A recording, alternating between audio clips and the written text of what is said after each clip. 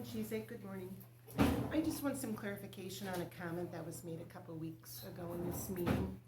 The head of your HR department has said that the County Board of Supervisors makes exemptions to ordinances all the time.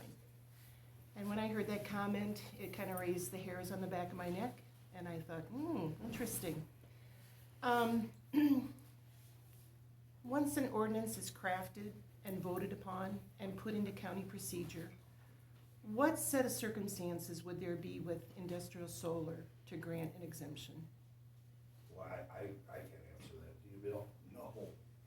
I don't know why we would grant any exemption to it, but Okay, so as a follow-up question, is there a set criteria that the board goes by when you're going to grant an exemption to an ordinance? well, I would guess there would be.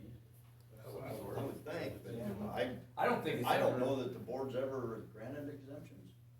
Okay, then why was that From an why was ordinance. that comment made a couple weeks ago? I don't know. The most that happened. Probably to set you guys up. You think For she'd those do that existing- deliberately? I don't think so.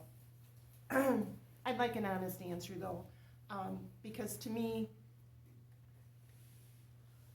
that leaves the door wide open for industrial solar if they would come to this board and apply for an exemption. I wouldn't have any reason to give them an exemption. I wouldn't either. So then would you consider putting a little bit more teeth into the ordinance and say no exemptions allowed? That'd be something we should look at. I don't Yeah. know. Okay. But you also wanna think, you might wanna change something else that you Right. agreed with. Right.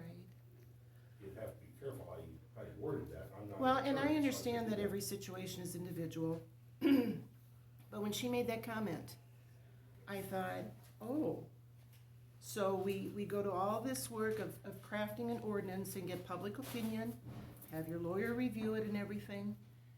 We can still have a company come into Tama County and request an exemption? There again, I'm not sure about that one. So should that be in that ordinance then Yeah, maybe? That's something we should talk about. We'll look into it. That's why we're getting public comment. That's why we're looking at Yeah. the ordinance. That's And why. the reason why I bring this up is I'm not sure if I'm gonna be able to make it to that first public meeting. Yeah. But there is a clause in the draft, I think it's under section 1A, that also disturbs me. And I think that really needs to be reviewed. Number 1A. 1A, requirements of this ordinance shall apply only to all utility-scale solar energy systems proposed after the effective date of this ordinance. Any lawyer worth their salt would have a field day with that clause for Ted's Renewable. If you change it to That's- permitted instead of proposed, Yes. that might be a little more clear. Or take that clause out entirely. Yeah, I looked at a couple other ordinances, and one of them had in there those and anything that hadn't been started, Yeah, but the only thing that would be exempt from that would be anything that was already existing, built. Built, Built. okay. Yeah. Well, to me, that needs to be in black and white, because any lawyer would have a field day with that clause. They've got the easement signed. I take it a permit has not come across your desks yet?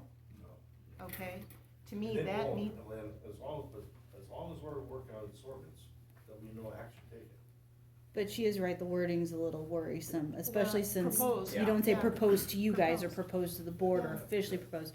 Technically, it's been proposed because they're proposing it to all the people that are signing these easements. yeah, We can address that definitely Yeah. needs to be changed, because like I said, any lawyer would see that in black and white and say, well, that doesn't apply to us.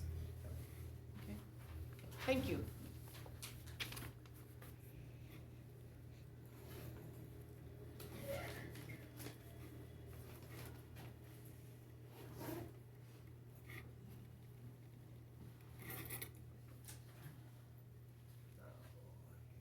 Now, this is just a draft, it's not I realize that. etched in stone. I'm just calling it to your attention. I bet, well, thank you. Mhm.